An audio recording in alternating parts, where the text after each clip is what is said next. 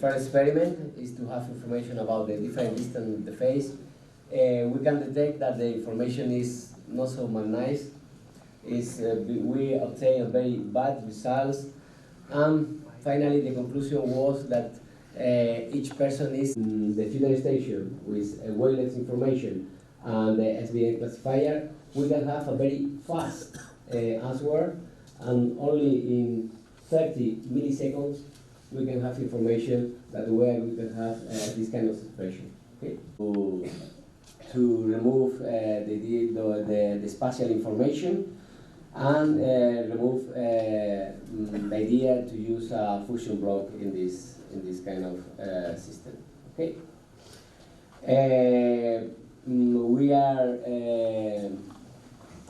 We have different parts of the face, the forehead, the cheek, but finally we decide only to use information. We can see later why. We can see information only the mouth. Okay. The next step, now we are apply a deep learning approach with this kind of system. We can have a next publication will be in this conference. Okay. Okay.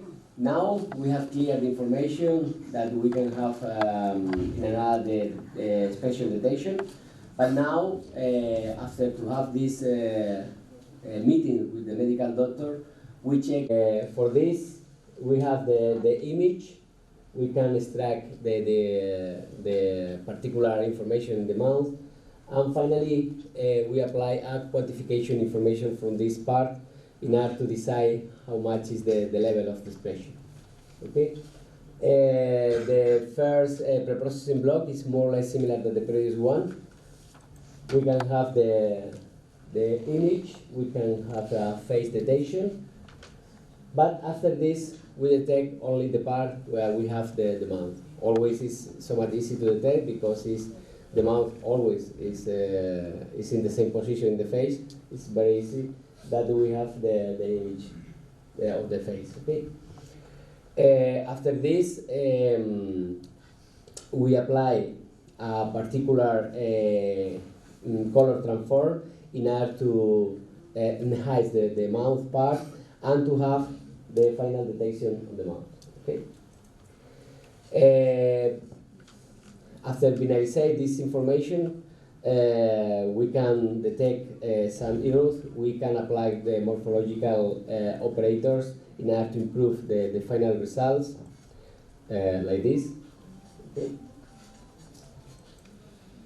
And in order to quantify the information, the idea was a very simple idea. The final results is this one. We can see here the mount. Okay.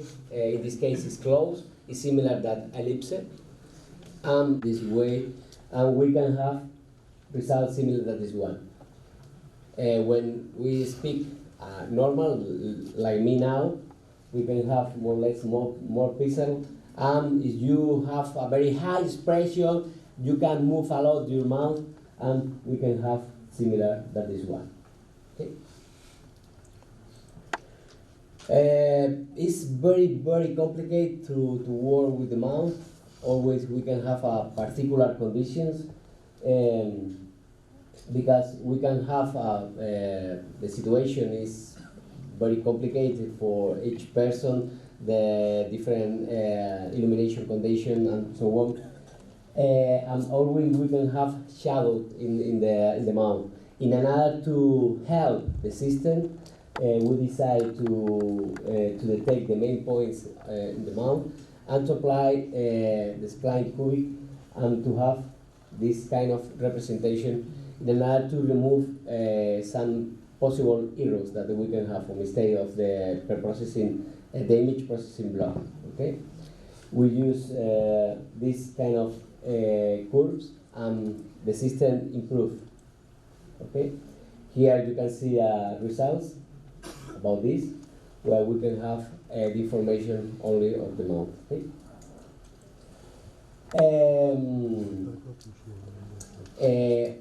This is very important, this kind of information, because always we can have information about the movement of the mount, the variability that we can have of the mount, where we can have different kind of expression, and we can quantify the movement of the mount with this kind of system that I presented you. Okay, the preliminary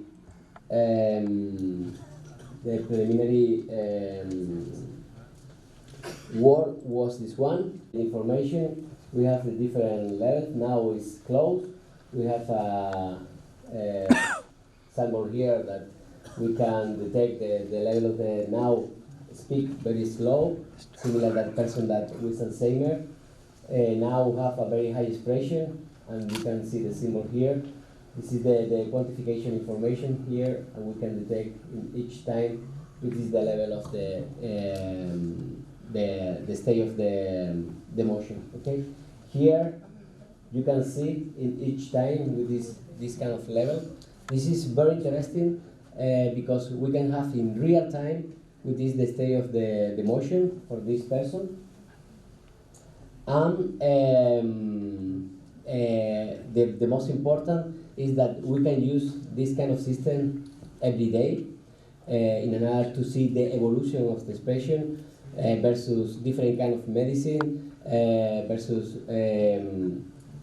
the particular disease, the evolution of the disease in each person. We can detect, or we can detect different alarms that we can show in this system, that we can load the 6 months. Of this way, we can change this protocol, and we can say when this person has to go to the medical doctor. Is a stable person, we can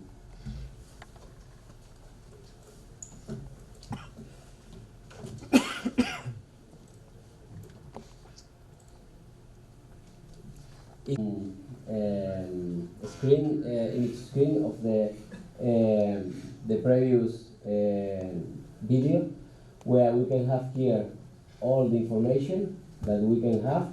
We can detect when this person have different kind of levels of the expression. In particular, with this information, we have the arousal.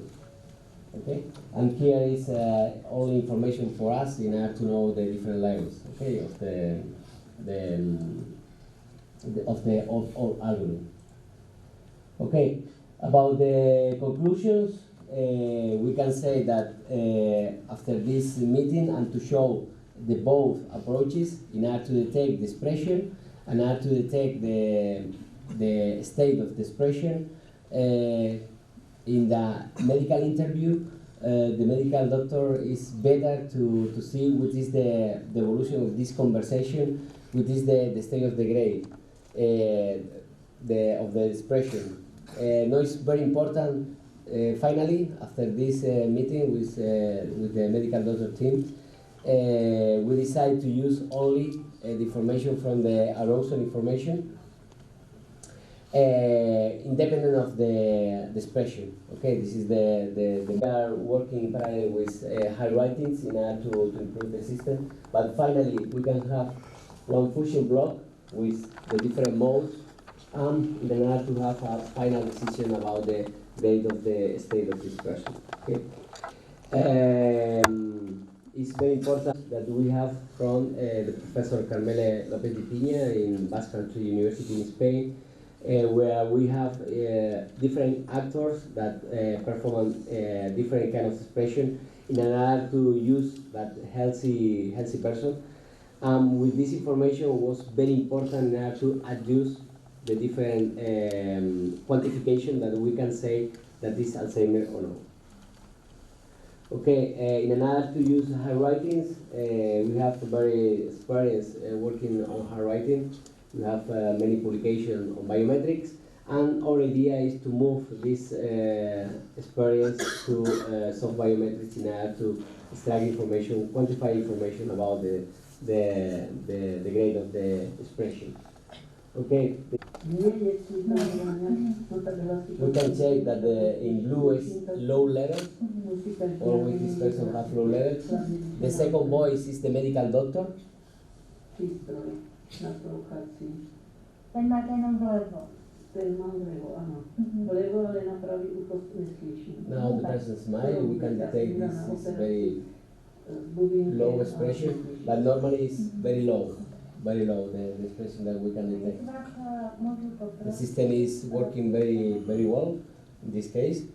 In many cases, we have checked 50 different patients in real condition, in clinical condition, and the system is working. And now we have a very interesting new diagnosis approach in another to use in hospitals.